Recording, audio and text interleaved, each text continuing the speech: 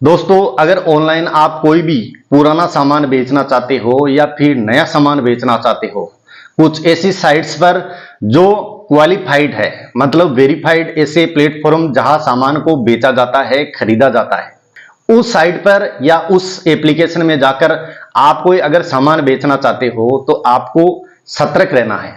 क्योंकि दोस्तों, आज हम जिस घटना की बात करेंगे उस घटना में हुआ यूं कि एक वेरीफाइड ऐप पे एक व्यक्ति पहुंचता है और पहुंचने के बाद वहां वो अपना एक पुराना सोफा उसको बेचने की कोशिश करता है। लेकिन दोस्तों, उस सोफे को बेचने के चक्कर में उस व्यक्ति के साथ ठगी होती है 5,22,000 की। दोस्तों, हुआ यूं कि एक शुभम नाम का व्यक्ति होता है जो एक प्लेटफॉर्म पे जाता है जहां आप किसी भी पुरानी चीज को बेच सकते हो। वहां जाने के बाद वो अपने पुराने सोफे की डिटेल डालता है और पेमेंट डालता है 10,000 रुपए कि भाई मैं 10,000 रुपए में मेरे इस पुराने सोफे को बेचना चाहता हूं। दोस्तों, कुछ वक्त बाद में एक व्यक्ति शुभम से कांटेक्ट करता है। कांटेक्ट करने के बाद उन दोनों के बीच बातचीत होती है उस सोफे को लेकर और लास्ट में फाइनल डील होती है, वो होती है 8,000 रुपए में। शुभम 10,000 रुपए मांग रहा था, लेकिन अगला व्यक्ति जो पैसे देना चाह रहा था वो थे 8,000 रुपए। दोनों में बातचीत होती है, कन्फर्म हो जाता है कि शुभम जी, मैं आपसे आपका पुराना सोफा खरीद लूंगा और बदले में मैं आपको 8,000 रुपए पे कर दूंगा। दोस्तों, बात समाप्त होती है। उसके बाद अगला व्यक्ति क्या बोलता है शुभम जी को कि आप एक काम करिए शुभम जी, आपकी जो बैंक डिटेल है वो मुझे दीजिए, मैं आपको पेमेंट कर देता हूं। अब ये शुभम भाई साहब क्या करते हैं, ये बैंक डिटेल दे देते हैं अगले व्यक्ति को। शुभम जी ये नहीं सोचते कि यार मुझे बैंक डिटेल नहीं देनी चाहिए, लेकिन उनको सोफा बेचना था और सोफे के बदले में जो 8,000 रुपए अगला व्यक्ति इनको पे कर रहा था, उसके बदले में इनको बैंक डिटेल देनी पड़ी अगले व्यक्ति को। अगला व्यक्ति था एक ठग। शुभम जी ने जैसे ही बैंक डिटेल दी तो अगला व्यक्ति इनके पास एक स्क्रीनशॉट भेजता है कि यार भाई साहब, मैंने आपकी बैंक डिटेल फिल कर ली, लेकिन पेमेंट नहीं हो पा रहा आपके अकाउंट में। तो आप, अगर आपकी फैमिली में किसी भी दूसरे व्यक्ति का अकाउंट नंबर है तो वो मुझे प्रोवाइड कर दीजिए ताकि मैं आपके 8,000 रुपए उसमें पे कर देता हूं। दोस्तों, शुभम जी फिर भी नहीं समझते। वो क्या करते हैं, अपनी माताजी की जो बैंक डिटेल होती है उसको वो सेंड करते हैं अगले पर्सन के पास। अब आगे शुभम जी का जिनसे कांटेक्ट हुआ था, जिनके साथ डील हुई थी, वो एक ठग था। लेकिन इधर शुभम जी समझे नहीं और अपनी माताजी की जो बैंक डिटेल थी वो भी उस ठग को सेंड कर दी। दोस्तों, सेंड करने के बाद अगला ठग क्या करता है, उनकी माताजी की जो बैंक डिटेल होती है उसको फिल करता है किसी वेबसाइट पर।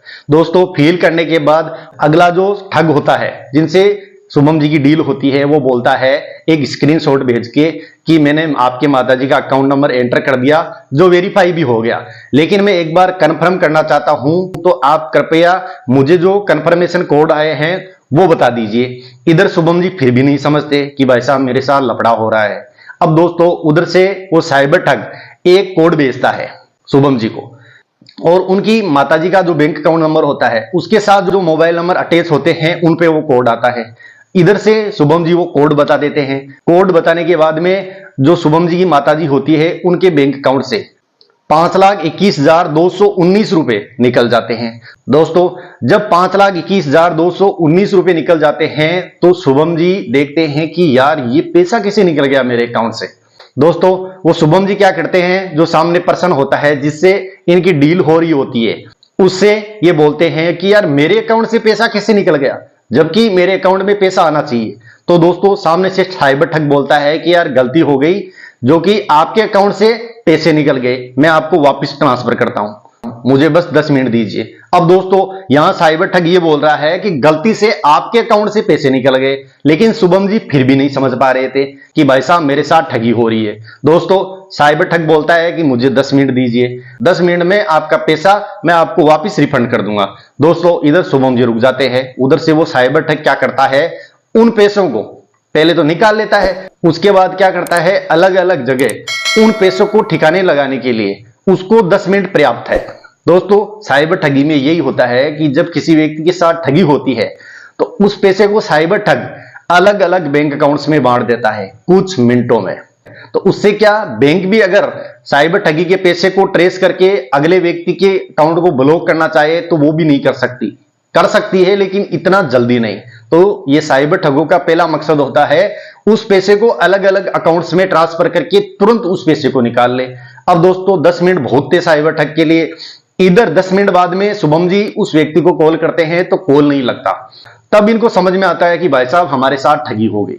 दोस्तों उसके बाद जाते हैं ये साइबर थाने में, रिपोर्ट दर्ज कराते हैं, आगे इन्वेस्टिगेशन शुरू। दोस्तों यहां समझने वाली बात यह है कि आप अगर ऐसा लालच देखते हो जिसमें आप किसी चीज को ऑनलाइन बेचते हो या खरीदते हो, और ऑनलाइन जिस व्यक्ति को आप जानते नहीं, विश्वास में आकर उसकी बातों में आकर अगर पेमेंट करते हो, किसी भी प्रकार की कोई ओटीपी शेयर करते हो, तो आपको बड़ा नुकसान हो सकता है।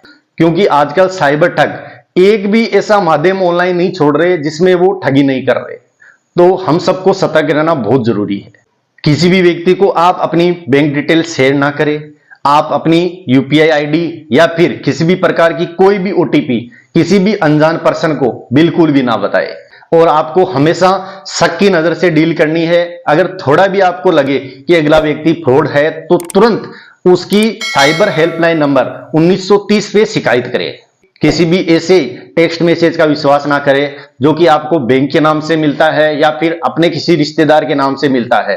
तो आप इस तरह के मैसेज के चक्कर में ना पड़े। आप हमेशा इग्नोर करें ऐसे मैसेज, ऐसे ओटीपीज जो आपके काम की नहीं है, तुरंत डिलीट मारे। तो दोस्तों इस तरह के स्कैम से आप भी बचे और अपनों को भी बचाए। तो इस वीडियो में बस इतना ही, बाकी हम फिर मिलेंगे किसी नए टॉपिक के साथ। तब तक जय हिंद, जय भारत।